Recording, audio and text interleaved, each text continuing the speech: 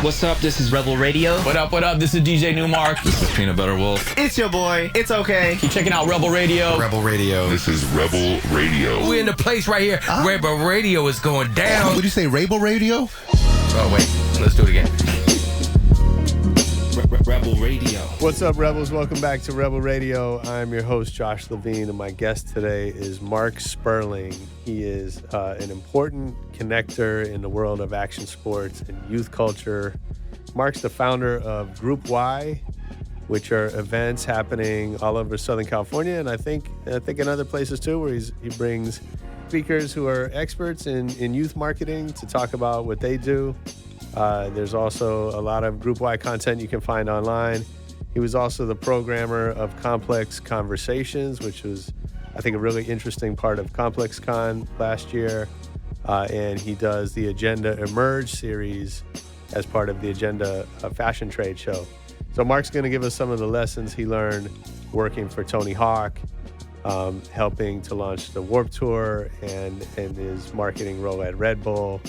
And then he's going to tell us kind of how he just started doing these events as really just a group of friends talking and telling stories. And now I think it's turned into a really amazing event series and business. Great lessons here from Mark. For you marketers, he's going to explain why it's not enough to just be authentic. But in order to do that right, you have to really understand your audience on a deep level. And he'll give you some tips on how to do that. And right now, let's get into my interview with Mark Sperling.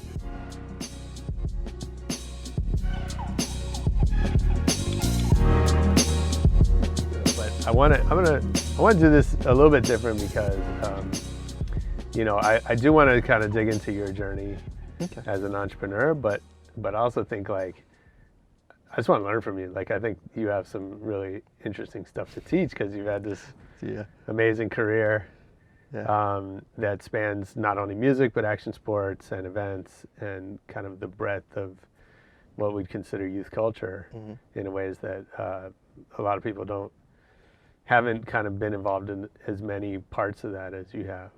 Cool. So anyway, that's a long way of saying thanks for doing this. Perfect. All right. Thanks. So I always like to kind of start back at the beginning though. And so how did you, well, even as a kid, were you just super into music? Was that, or were you early skater or what was? Yeah, I pretty much, I grew up down in San Diego, thus wearing my San Diego hat here. But during that time, I was kind of immersed in the whole kind of beach culture. I would go surfing, bodyboarding, wherever it may be. Had all the skate parks around us. So it was during that area where you had the Del Mar Skate Ranch. We had a place called Oasis that was around the corner. So I got to see guys that are icons like Tony Hawk and Hosoi and all them, Gator, just at the prime and skiing them skate every weekend type of thing. So it was really cool to be in that time there. In San Diego, we were kind of musically in this weird little void down there because LA had all the cool things happening. So, during nights I would sit there between my radio trying to see if I could pick up KMET or KLOS or any of those stations. And that's kind of where I kind of heard punk. I got to hear, heavy metal, all that stuff. And then What was the first music that you felt like this is my music? I think it was punk. Yeah. Yeah, I mean, is there a song you remember that stood out? Listening to Black Flag, definitely Sex Pistols were a big thing. Clash has always been a big one for me. But then also a lot of those OC bands, so the Adolescents and the Social Distortion. Social D has always been one of my favorites. I think that's, it's been interesting to see those guys throughout the years to kind of survive, especially Mike Ness and them. But yeah, I think it was always about punk, and that's when I first heard it, I was just I felt free. And I just knew right then and there I could do anything with punk and kind of create my own self-expression through that. Yeah. Isn't that amazing how just a song or a sound can just touch you, and it's it's not about the music, right? Yeah. But it's like you said, it's this feeling of freedom or... I hear that first note, that one or two notes, and all of a sudden right then and then it's my head just floods with ideas or memories or something like that, and it's just then I just feel like I'm on a whole different experience and adventure when I hear that. It's so funny you say that because here we are in a multi-million-dollar recording studio, and I know we have a lot of friends who sweat over the sound of a snare drum or getting the mix just right or whatever. And, you know, on the one hand, like, I think you can appreciate that attention to detail. Yes. On the other hand, like, in some ways, none of that matters. Yeah. Like, I remember, you know, there's songs that I could hear 2 notes through, you know, my shitty stock system in my car back in the day. Yep. And it would just transport you to another world, right? And you don't even need the whole song or all the fidelity or all that. Like, all of a sudden you're just feeling whatever you were feeling the first time you heard that or whatever. True. So true. I think that for me just created who I was as a person. And then when I got to see the bands live, that just brought the experience to a whole nother level. And just that energy and the rawness of it all, and seeing these guys just pushing it out there and seeing the audience kind of react back to them. What was the first show you went to? It was kind of funny. I almost got dragged to the US Festival when I was a kid. My neighbors tried to steal me away without my parents knowing. And to this day, I regret that decision. I didn't get to go. I bet. But the big one was, it was a thing down in San Diego called the KGB Sky Show. Okay. And the headliner was Def Leppard. Yeah. And they had Uriah Heep, Eddie Money, but then they had this opening band that nobody in San Diego heard who they were, and it was Motley Crue. No way. And it was like about, I think, 50,000 plus people in Jack Murphy Stadium down there, and it was Def Leppard's biggest show. And we kind of snuck our way up to the front, and right then and there, I was just like, I was hooked. Yeah. I'm like, I want to be involved in this world in one way or another. Yeah. And what was the first way that you got involved in that? A little bit in high school. I was like producing events. Okay. I used to go to a lot of shows. This guy named Tim Mays, who owns the Casbah down in San Diego, he was kind of like the concert promoter down there, and he would put shows down in Tijuana. He would take over these old like venues and YMCA. So going to all these shows, you know, I would sneak out of the house, sorry mom and dad, and go down there and see all these different bands, and it was amazing. And then as I went along, and then in college, I got involved with our student government and helping them produce the festivals and the concerts. Cool. And it was down at UC Irvine. Yeah. And it was really cool because at that time I got to work with bands that are on the coming up, and then we also got to work with Golden Voice. Yeah. Because they were like our promoter back then. So meeting Paul Tillett and those guys back in the day. Yeah. But it was a fun time. It was one of those things where like our house bands were Social Distortion, No Doubt, a band by the name of Mighty Joe Young that ended up being Stone Temple Pilots. Yeah. So it was really cool to kind of meet these guys at the early stages and just see them constantly grow. I probably came to one of your shows. Like, I remember when I moved to LA, one of the first shows I went to was the Untouchables at UCI. And that was awesome. I loved it. Yeah. Untouchables was one of my favorite bands back in the day. Is that right? Yeah. Yeah. But during that period, it was awesome. I mean, we got to put on some amazing shows. I remember we did one with like, I think it was the 120 Minutes MTV thing, and PIL was the headliner with like Blind Melon and a couple others, and getting to meet Johnny Rotten and actually getting kind of in a mini battle with him backstage because of some issues, which I won't talk about. But yeah, it was an incredible experience. Oh, that's so cool. And I was hooked right then and there too. Yeah, I bet. So you knew at that point this is going to be my path. Yeah, exactly. Yeah. I knew it was going to be music. I knew it was going to be like events, creating that experience, something that would be unique. Yeah. And then I was always still drawn back to like action sports and that whole lifestyle. Sure. But I mean, at that time, like, I don't, you know, I think for most of us, I don't want to speak for you, but it seemed like action sports didn't feel like a business. No, like, not at that point, right? Like we weren't. I know there were some skate brands and whatever, but you know, this is pre X Games, pre, you know, Huck Jam, pre like pre everything, all of that, right? So it was really just kind of a hobby that a few guys sort of made a living on. Yeah, I remember one event I went to back in the day, and it was funny. It was right next to where I was staying at Irvine. Was Vision Skateboards had a big skate contest, and it was like, I think the Red Hot Chili Peppers were playing up on the skate ramp, and you know, you had Hosoi and Tony Hawk and all these other guys skating there, and it was like a big time event, and the arena was packed, people were screaming, and right then and there it just kind of clicked with me. I'm like, wow, you can marry the two worlds together and create this ultimate experience, and people are just going to be sitting there and talking about it for decades on afterwards. And it was just kind of like, oh, my two loves in one place. This is perfect. Yeah. So, and then am I correct that your first job out of college was MTV? Yeah, it was. I worked for them. It was really kind of funny. They didn't really have an LA office out here, so I worked on their, I think at the time it was like Beach MTV. And so I worked with a guy named Michael Bloom, and we went around and we did these little kind of interstitial commercials. We would meet up with some celebrities.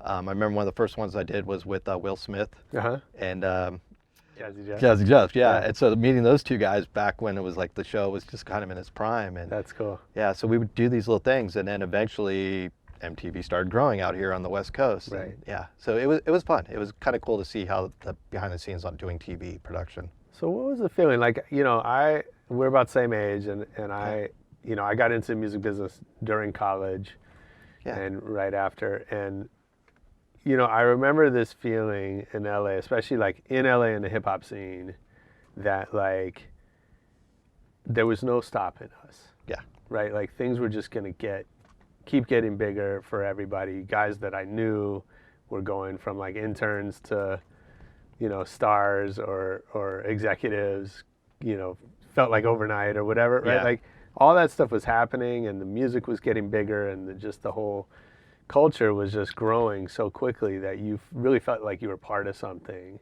Yeah. Was that is that the same feeling? Yeah, definitely. I felt that same way. I think it was one of those things where I felt like everyone was kind of connected in one way or another. There was this kind of group of us all the same age, just kind of going up the ranks. Yeah. It was really cool because I got to work with a lot of the record labels back at that day and meeting all these different people. And to this day, they're still my good friends. And it's great to see them kind of grow and progress. Some of them stayed in the industry. Some of them kind of branched off, especially when technology started growing. They started launching their own things. And so I think it was an incredible time. I think it's one of those ones, a unique time that I haven't really seen replicated until probably now. Yeah. With this next generation that's coming around. And it was one of those ones where I felt like we all supported each other. We were all there to kind of, like, people were a friend of a friend. They would introduce you. You would all, you guys go to shows. Everyone would see the same people. Yeah.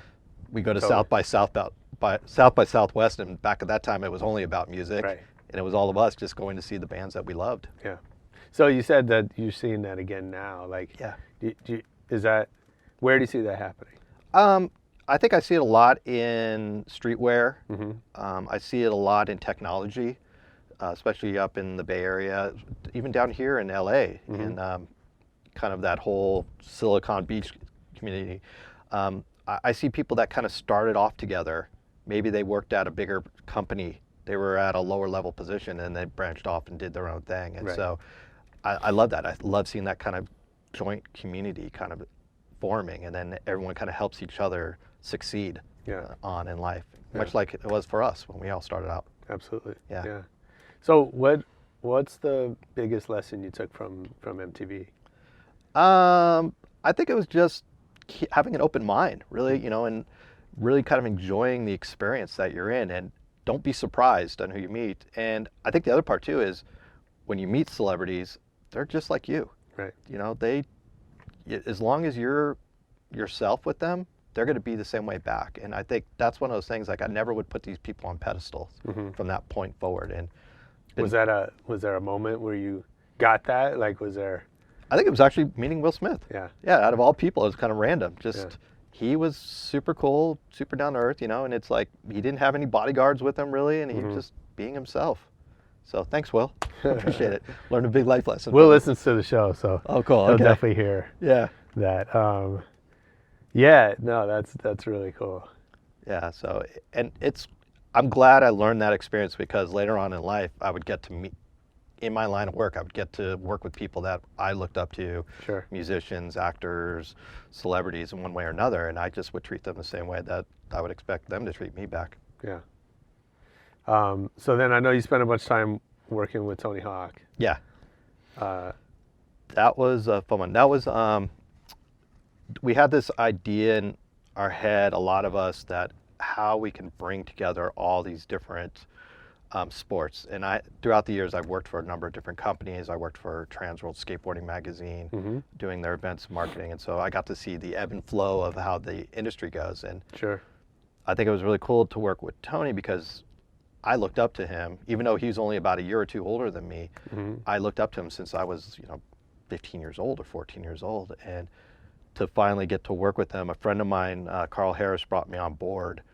And we just said, hey, wouldn't it be great if we can bring in motocross and BMX and skateboarding into a concert environment and create like the thing that we've always wanted to do, something different from the X Games, something different from the state fairs that all these guys were doing their demos at. Right. And really kind of treat these guys like the rock stars that they are. And so that's where eventually we kind of came up with this concept, $1 million skate ramp, which Tony had conceptualized. And we created this thing called the Boom Boom Hug Jam Tour. And it was an amazing thing. It was, I called it was like Ringling Brothers Circus meets the X Games meets, Metallica or something like that, a concert type of scenario. And we basically packaged it and took it all over the US and sold out all over the place. And we brought on some bands. We had people like Good Charlotte, Social Distortion, Devo, Offspring, a number of them coming on board. And the biggest names in action sports, from Carrie Hart to Tony to Dave Mira, who passed as of recent, and a number of others. And it was incredible. One of the most incredible experiences to see come alive. I mean, now, like, that seems like obvious. Yeah. Right? But, how big, like, go back to the thought process, like when that vision's coming together, like how big a risk did all that feel like? Oh, it was huge. I think the nice thing about it was the people that were all involved, we all have seen other things throughout our lifetime. So like, for example, for myself, when I worked at Transworld, which was the publisher of skateboarding and snowboarding magazine, we were trying to make sure that this culture of skateboarding or this lifestyle was existing. So we would put on this thing called the Triple Crown of Skateboarding or the World Championships of Skateboarding and try to elevate it. And then the X Games came along. Right.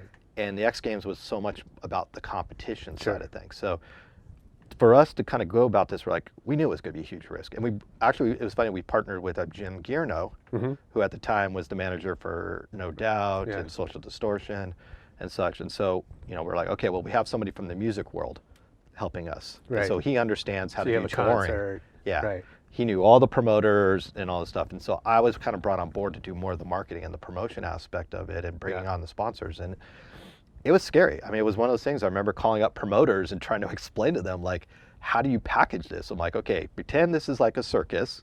Pretend this is also like a concert. Right. And then you try to promote through skate parks and skate shops and all this stuff. And it was like, they would scratch their heads and a lot of promoters were scared. Yeah. But I think once they took the risk, they knew. They're like, oh my God, this was incredible. And it was great to see it every night. I mean, we had pyrotechnics. We had, somebody said we had more trucks, semi-trucks, than what Metallica had going out there. Cool. And it was amazing. One of the most amazing experiences. And I know Tony ended up doing it for a number of years afterwards. And it's kind of disappeared. Yeah. What'd you learn from Tony? Perseverance. Never hearing the word no. Don't take it for what it's like, the base of it. Definitely try to find solutions. The thing I admire the most about Tony and a lot of other guys that he surrounds himself with is that he stuck to the one thing he loved doing, and that was skateboarding. And he wanted to be the best. And he constantly pushed himself. And I mean, I've seen him time and time again just completely destroy himself. One of the best examples is I remember I was there when he was doing the 900 at the X Games, and I left 2 minutes before he actually pulled it off, which to this day I regret. But just seeing somebody just push his body, 15 times or 16, whatever amount of times he did to try to do something like that, and he didn't care about the cameras and he didn't care about all the people. It's like he had that thing in his mind that he was determined to make that happen, and he knew he could do it. Yeah. So it's incredible. And I think the longevity of his careers to this day, I mean, he's an icon. Sure. People that may not know anything about skateboarding know who Tony Hawk is. Sure. So yeah, I mean, he's the Michael Jordan of the sport for sure. So, and I think because of him, the other thing that he's very compassionate about, he makes sure that everybody else in that sport comes along for the ride and benefits from it in some way. So when he had his video game, he was helping other skateboarders come on board, and they ended up becoming very wealthy because of it. Sure. And he always tries to make sure that skateboarding looks positive in everything that he does, whether it's on TV shows, advertisements, even appearances at the White House, things like that with the president. So yeah. So what's the difference that you see between music and sports in terms of communities. Like, hearing you talk, one of the things that stands out is like, the X Games has won, sort of, right? In the sense of like, what they did is they took this culture and translated it for a mainstream audience. Yeah. Right? That ESPN understands the big mass media game and how to do that. And that's about competition, right? Because that falls in line with the Super Bowl and like what mainstream audiences are used to seeing in that kind of programming, right?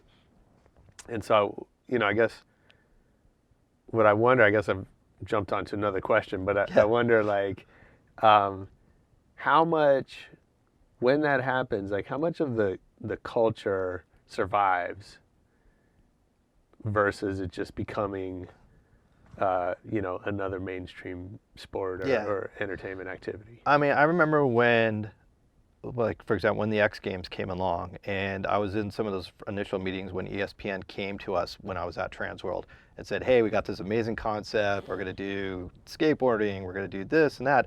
We're also going to do kayak bungee jumping and they started naming off all these other sports. I remember on the winter side, was it the shovel racing, ice shovel racing, and it was like we just sat there and first thing out of our mind, like, this is whack. This is the dumbest thing. This is non-authentic to what we are about. Yeah. And we really kind of pushed back on it. And I know a lot of the athletes did too. And I remember hearing stories of everybody when they went to that first competition, just going, I don't know if this is going to work.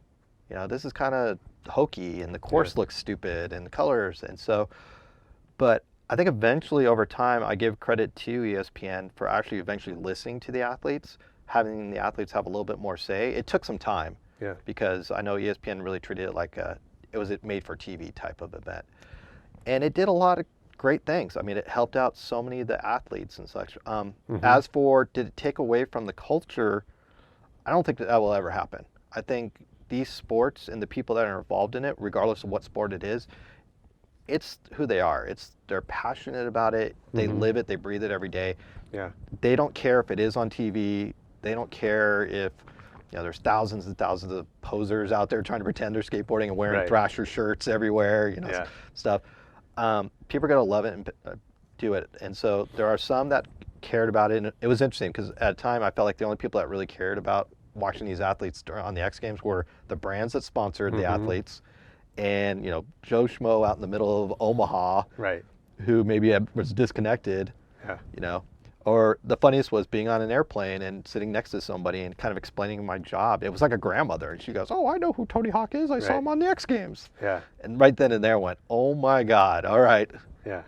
It's now transcended. It's now become something else. Yeah. So I don't think it'll ever happen. I don't think it will ever destroy, crush, no matter, I think a lot of people are saying the same thing now that these sports are going to be in the Olympics. That kind of same argument is starting to come up again. And, and I tell people it's not. Don't worry about it. They're going to live on. Yeah. Yeah. If anything, it'll help bring, it'll bring some more outside funding into it. It'll bring maybe some more participants, but don't worry about it. Yeah. I mean, I think it's an interesting thing. I think when you're in it, it's easy to worry about what you're giving up. Yeah. Right. And probably some of that is healthy. Yeah. But I think also like, it's kind of what you're saying before about the, something can be one thing and another thing, right? Something can be mainstream and also kind of underground, right? Like, exactly. They call it the core. Yeah. Yeah. Yeah.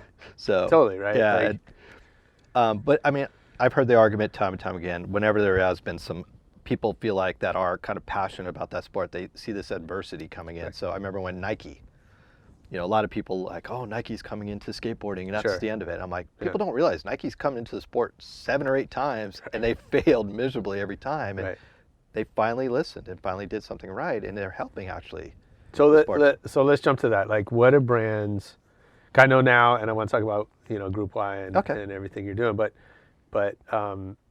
you have this expertise in working with brands now in this space, right? Yeah. And so, what makes the difference? Why does Nike get it right the 8th time when they didn't before? Or more broadly, like, what are brands doing right and wrong? Yeah.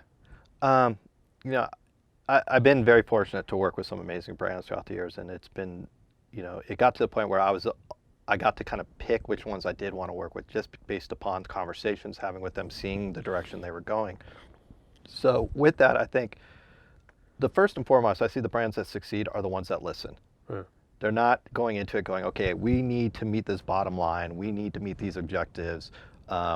Let's just go in and buy our way into this subculture, regardless if it's sports, music, art, whatever it may be. And so when they go into that, you realize that they're going to have a short shelf life. They're going to be in there for a year or two. They're going to say, oh, we don't see results. We're out. Yeah. What's the next new fad or thing for us to jump into? So I kind of avoid companies like that. And if I hear those conversations like right off the bat with them, I'll end it right there and just be like, yeah, this is not something I really want to get involved in.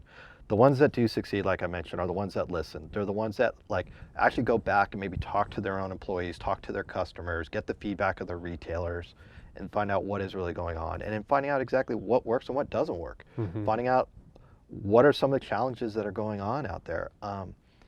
In Nike's case, I think for them, for past years, they always looked at it as like, well, we'll just take what we did in basketball. We'll just take what we did in one of the traditional sports, and we'll just plug and play it right into, we'll use the same SKUs and just change around a couple things. Right. And it didn't work. A couple of times it looked like it was going to happen, and then it failed.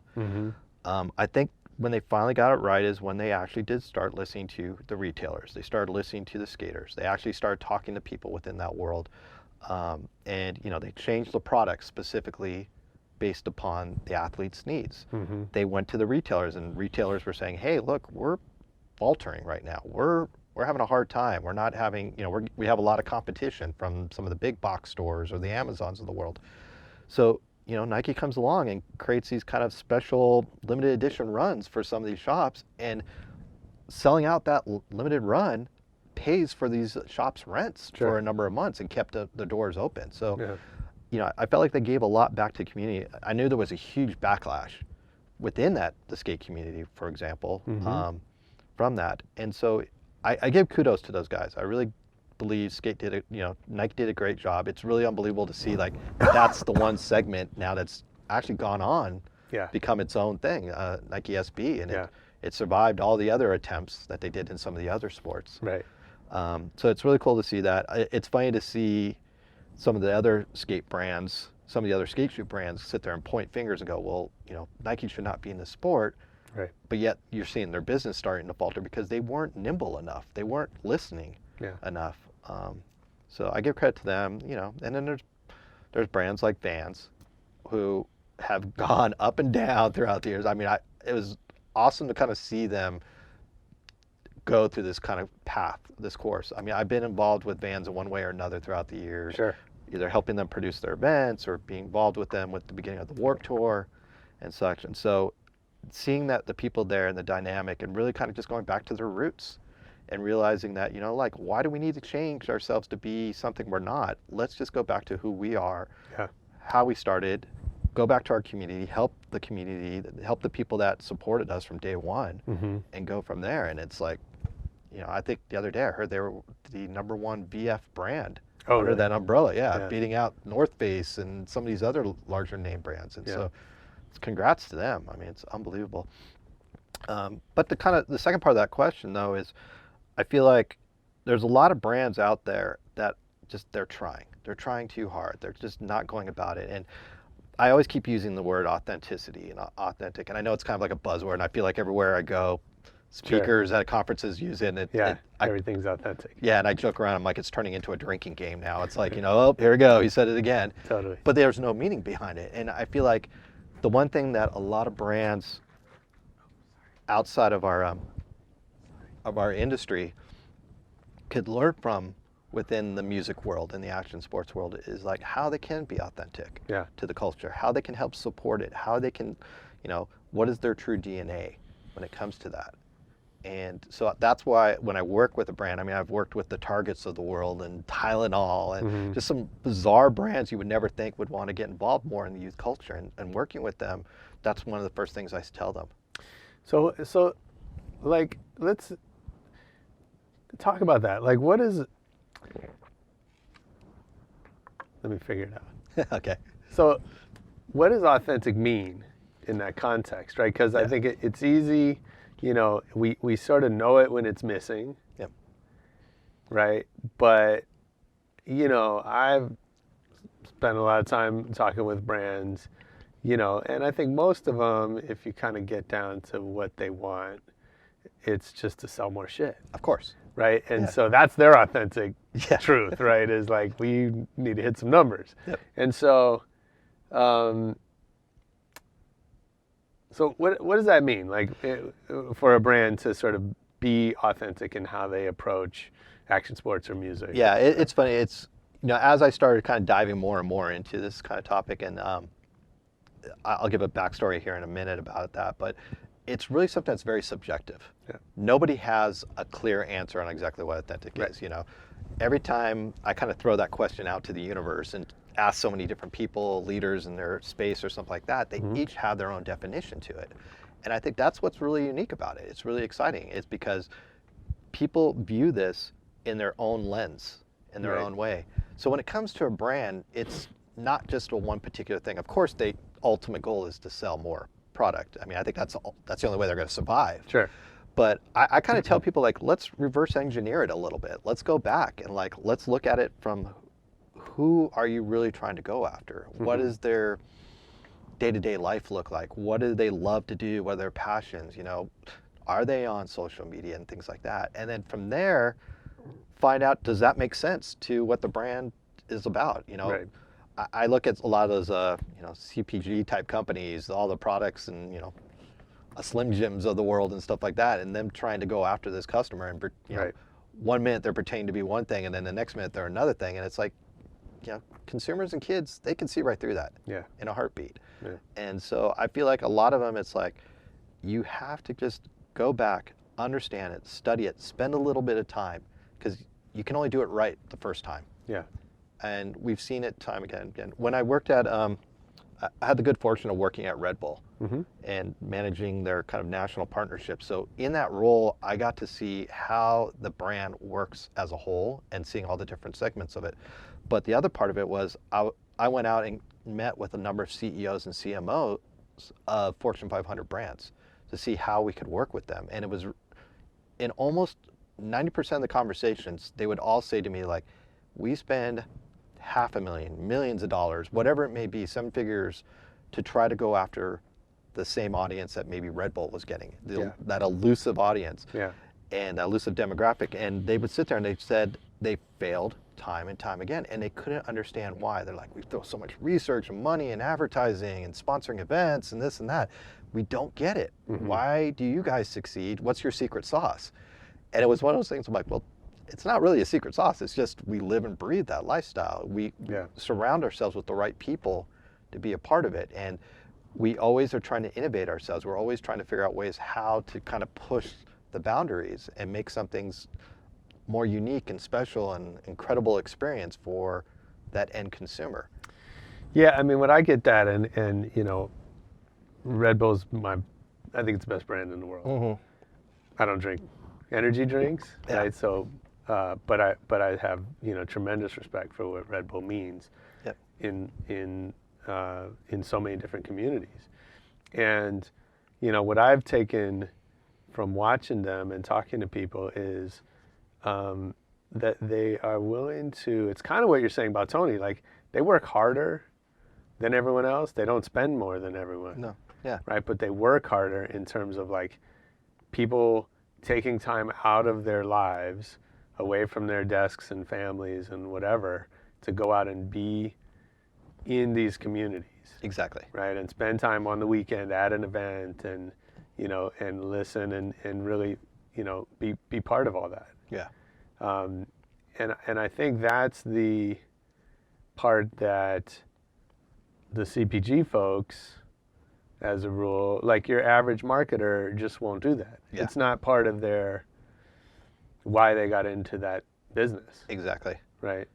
I remember a few years ago, I went to one of the biggest CPGs companies. I won't name who they are, but they had some of the most iconic brands under the thing. And just walking into their office as compared to my day-to-day experience at Red Bull, you can see it night and day. I mean, it was like khakis and, button-up shirts, and it was like everyone looked like a clone of each other there. And I just sat there, I'm like, you guys don't know your customer. You don't know what's going out there. You sit there and they analyze data.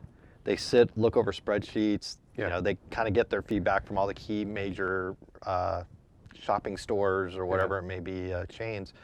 But I just saw such a massive disconnect when I was there, and it just made me kind of appreciate my experience of where I worked at before and the brands that I work with. Yeah. And I kind of knew right then and there, I'm like, you know what, yes, they're successful, this brand, this big conglomerate, but to me, it just like, I don't know, it just felt fake. It just felt something, I just sat there, I don't know the exact words for it, but I just knew it was like, they're running this machine, I guess, or something like that. They're advertising to kids. Yeah.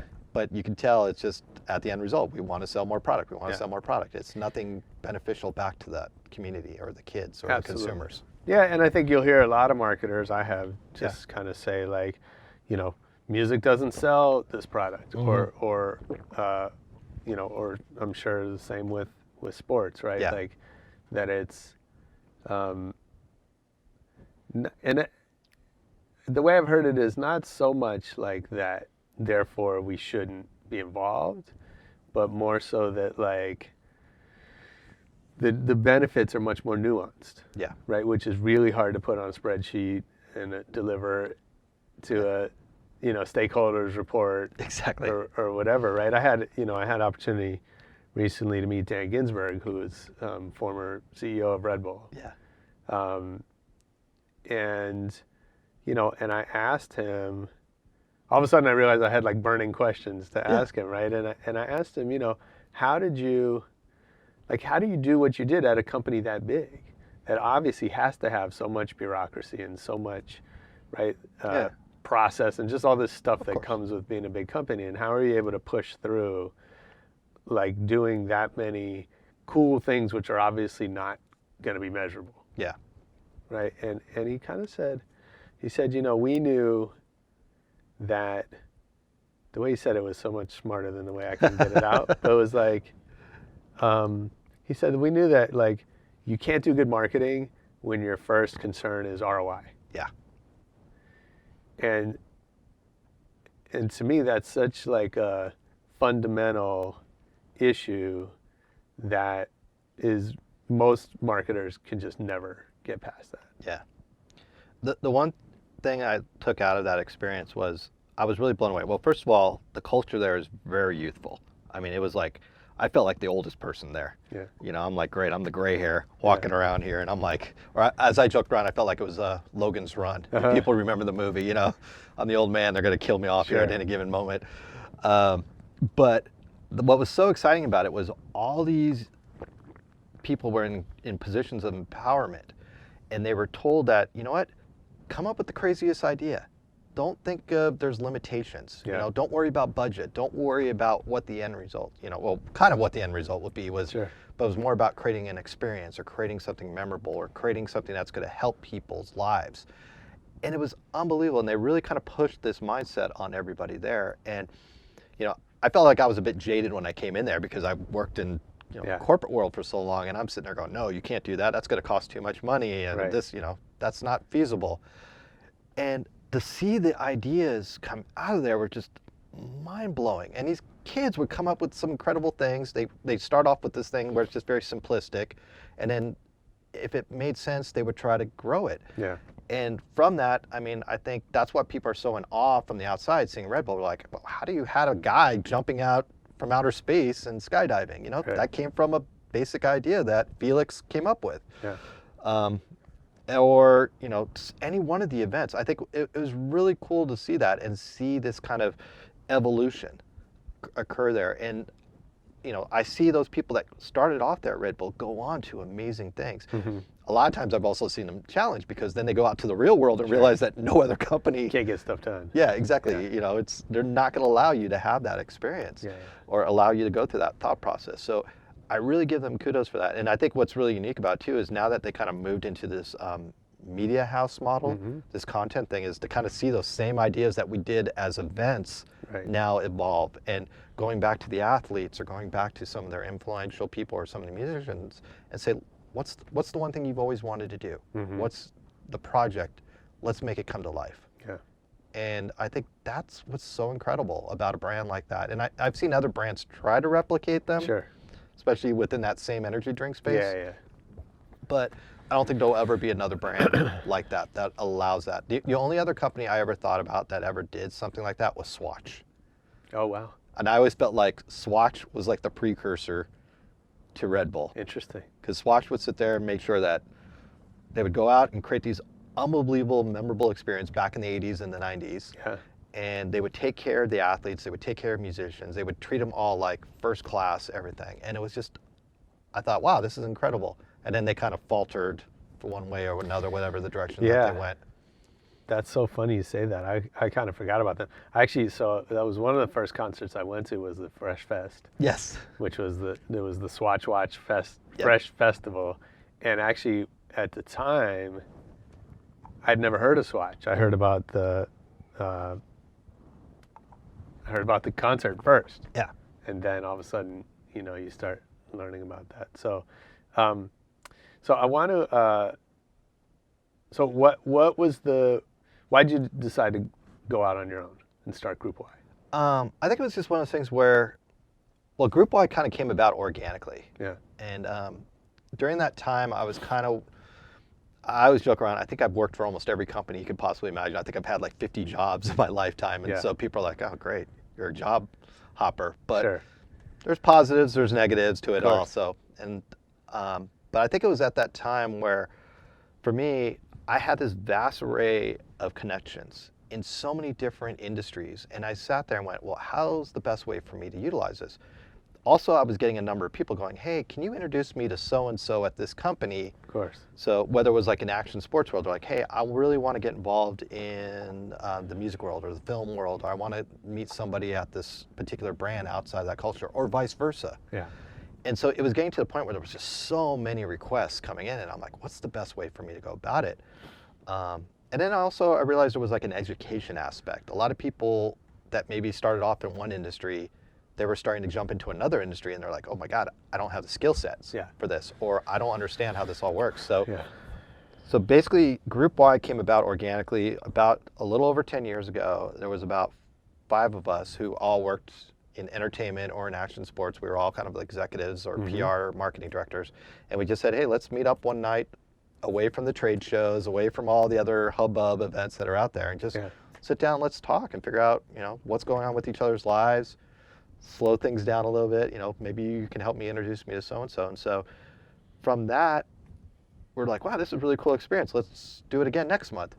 Invite a couple of more people, to the point where it was starting to get bigger and bigger and bigger. And we're like, okay, we got to become legitimate because our significant others are thinking we're just going out and drinking. So ultimately, Group Y started as a drinking group, as I tell people. Sure. And then eventually we decided to say, hey, let's hold a panel discussion. So we brought in a couple of our friends. One was from MySpace, one was from Surfer Magazine, another from Verizon, and another from Quicksilver. So it was kind of mixing all these different worlds. Yeah. And we got like 100+ people showed up. And we were in this little bar down in Costa Mesa. And we're like, wow, this is really cool.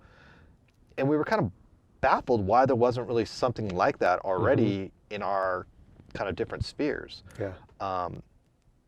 And so we're like, let's go with this. Let's start making it happen. So we started doing more and more of these. We'd come up with different topics. We started asking people to kind of speak on panels. And then it got to the point where I kind of said, this is something I enjoy.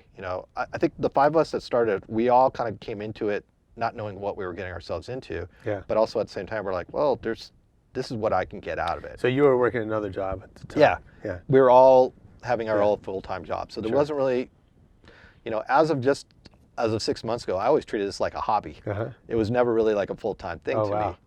So and you've done 100+ events. 152 events now. Wow. Yeah. So it's that's a hell of a hobby. Yeah, it's kind of a hobby. But it's been great. I mean, there's been times I just sat there and went, nah, I'm done with this. I'm I'm tired of it. Yeah. And you know, and I've seen a lot of people kind of copy what we've done, especially now. I feel like course. there's so many different networking organizations out Yeah. there. But I've been trying to figure out ways how to make us different and unique and beneficial back to our audience and our communities. And it's been incredible. I mean, I think the one thing I love the most about it is there's people I've always looked up to. And I always knew they had amazing stories. You know, just like you having these people come on to your show here. Yeah.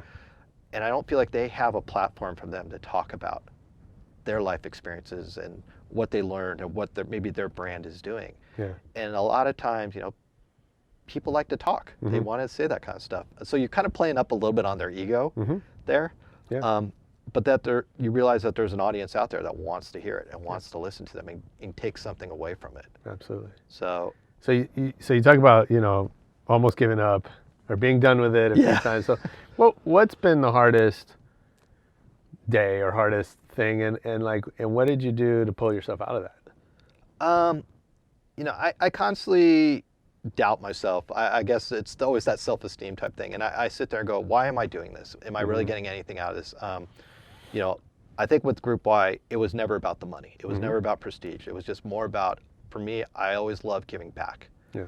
And I always want to help people succeed in their own careers. Sometimes that also, on the flip side, it challenges me because maybe my career is not going in the direction I want it to go. But it doesn't matter. I kind of put that first. And so I sit there and kind of question, is this really the right platform to help people? Because now there are so many options out there. You know, anybody now can go and flip on and watch a video of somebody that they admire. There's podcasts, there's seminars, it's like people are flooded with this stuff. Yeah. So I'm always kind of going back going, you know, let's take it down to our simplistic form. What is it, the one thing that people like about our events? It's the networking. It's coming together over a beer. Right. I feel like 90% of the best deals in the world have come together because of a drink or a beer or at a bar or something like that. Yeah. Or a relationship. It's that first and foremost, but then having people share their stories and speak and talk, and there's going to be, everyone in that audience is going to come away with one thing or another that applies back to their own life or their own brand. Yeah. So for me, I need to remember that. And then I think the community that we work with, that I've kind of been involved in, that's like an ebb and flow. There's, you know, people come in, there's come out, there's a lot of people that are like been there since day one. It's really unique to go somewhere and talk to someone and go, yeah, you know, I went to this one event and so-and-so spoke and it was really incredible. And I'm like, wait, you're talking about my event. Yeah. And they're like, yeah, this thing, Y group Right. Y or whatever. And I'm Sure. like, yeah, that was me. And it was really cool. I mean, I think that was one of the most bizarre things that ever happened to me was when I was at Red Bull meeting with all these companies, and I'd be like out in New York somewhere and somebody went, yeah, you know, we got to hear so-and-so speak. And I'm like, yeah, that was me doing the hosting up there. And That's so great. I think that, and then the other side too is hearing the stories from that community and them telling me about like, hey, because of you gave me the courage to go out and just leave a job that I knew I was secure at, or that, you know, that was my degree was in, and go out what I've always wanted to do. Or I met a partner to work with, or I got a job out of your event. Or my favorite is someone found the love of their life and they ended up getting married and having 2 kids from it. That's big. Yeah, so as we joke around, we're the Match.com of our industry sometimes at these events. We had, so, you know, I get it. Like, we worked on Scion especially. Yeah. We had hundreds of people on the payroll all over the country, like doing stuff for us, and at least 2 of them got married. Yeah. And now have kids, and a lot of them started businesses together and all that stuff that they just met through doing our work. Exactly. That's an awesome feeling. It's incredible. I love seeing that, and to me, I guess that's what makes me stick with it. Yeah. You know, everyone keeps saying, well, why aren't you a vice president of some company somewhere and sharing knowledge? And I'm like, you know what? I don't think I would have the freedom and the flexibility that I have, and I don't know if I would get that kind of self-worth and passion out of that kind of a role. Yeah.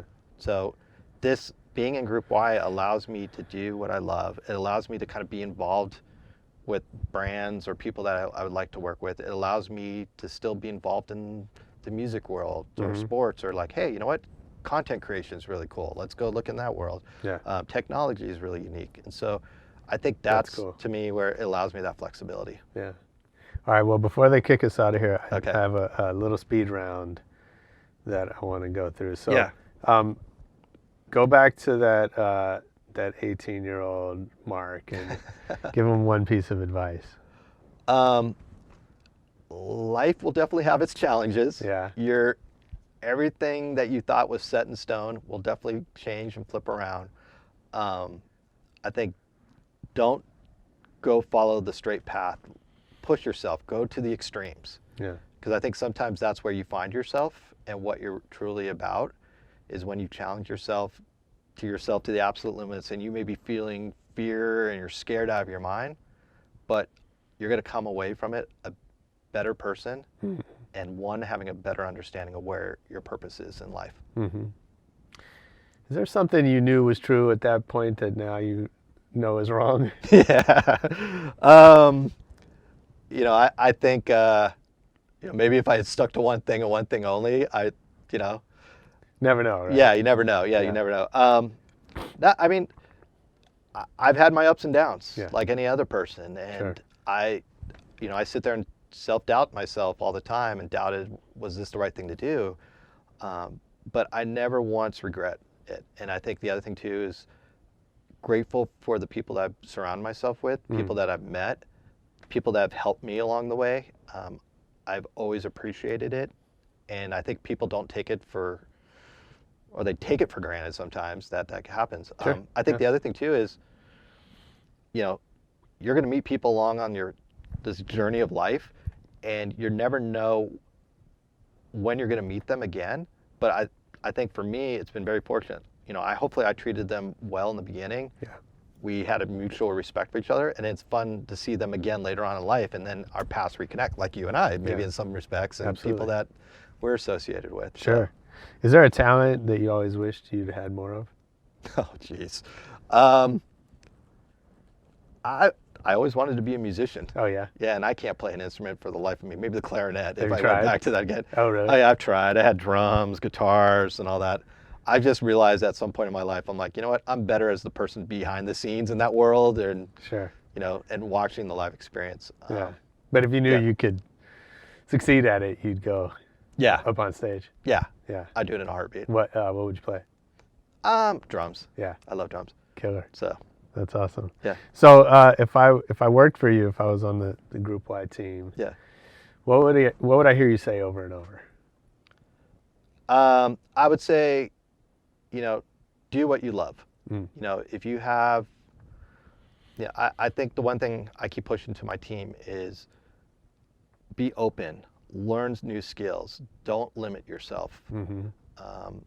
There are going to be times it'll be challenging, it'll be hard, I'm going to push you to do things, but enjoy it and just take it all in, and something great is going to come from it. You're Yeah. going to meet that one person that maybe, on my staff that does the check-in Mm-hmm. at the front counter.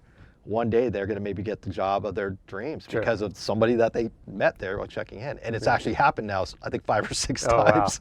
Yeah. So, That's awesome. yeah. So I think it's just that, it's like, do whatever it takes, Yeah. If you want to be an intern for people, do those jobs that you never thought you would ever expect to do. Totally. Yeah. Who would you be most excited to learn was a fan or had been impacted by your work?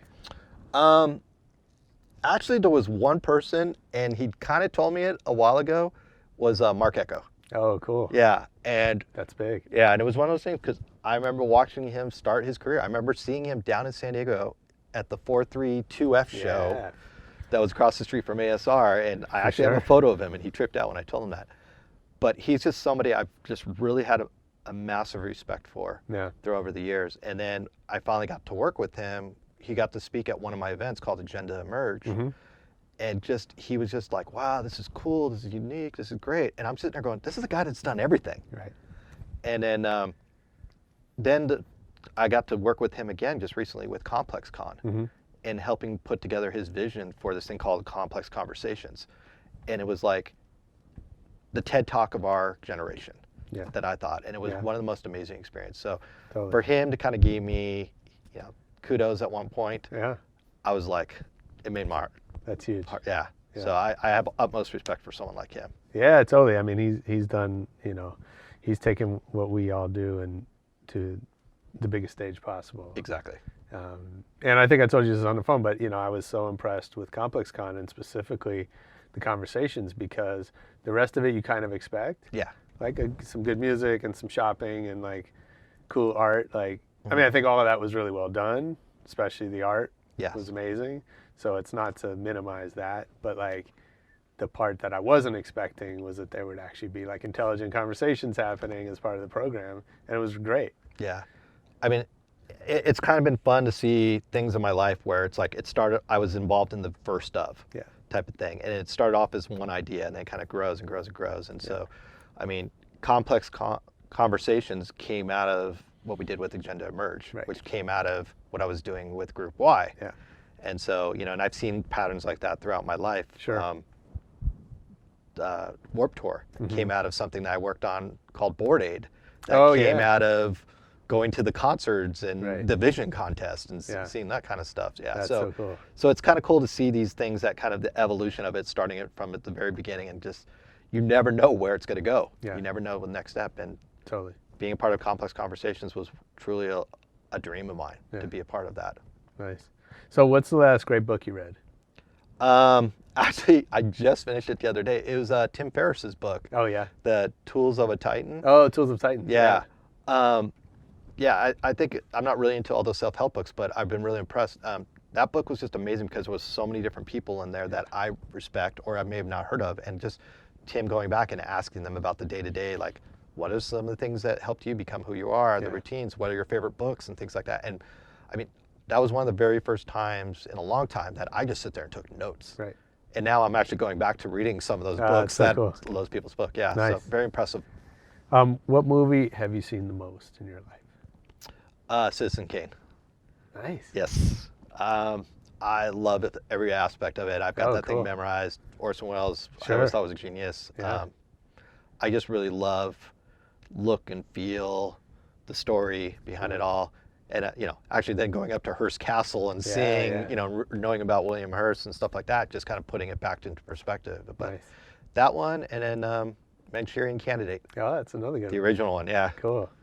And then favorite DJ or band that you've seen live? Actually, one of the most amazing live experiences, I would say two bands, was Prodigy and Tool. Oh, cool. And I'll throw the Beastie Boys in there too. I like that. But I love those ones. I got the fortunate to work with them on Lollapalooza and went on tour with them. So every night I got to see them, and it was just the raw energy and the craziness, and like especially with Prodigy, you just didn't know what the hell was going to happen. You thought the guys were going to leap out and attack you. Yeah. So yeah, it was incredible. I mean, out of all the shows I've seen, and I've seen thousands upon thousands of concerts in every genre. Yeah, of course. Those two guys just really put it out there. Yeah. Nice. Awesome. Yeah. Well, thanks for doing this, man. Thank this you. Was so Appreciate much fun. it. I appreciate having you. How does everyone find you and Group Y online? You can come to our website. It's just Group Y, the letter Y, network.com, or we're on Instagram and Twitter at just Group Y. Cool. Yep. And folks should definitely come to the events. They're great. We have events all over the United States and going on all the time. So we have a schedule on there. Awesome. Yep. Yo, that was my man, Mark Sperling. Shout out to Mark. Thanks for coming through. I hope you guys enjoyed the interview. I know I did. Make sure you hit us on Twitter or Facebook and leave us a comment or leave us a review on iTunes. We'll take that one as well, as long as it has 5 stars. Try to see if you can give us 6 stars. We'd appreciate it. Most importantly, come back next week for more Rebel Radio. Peace.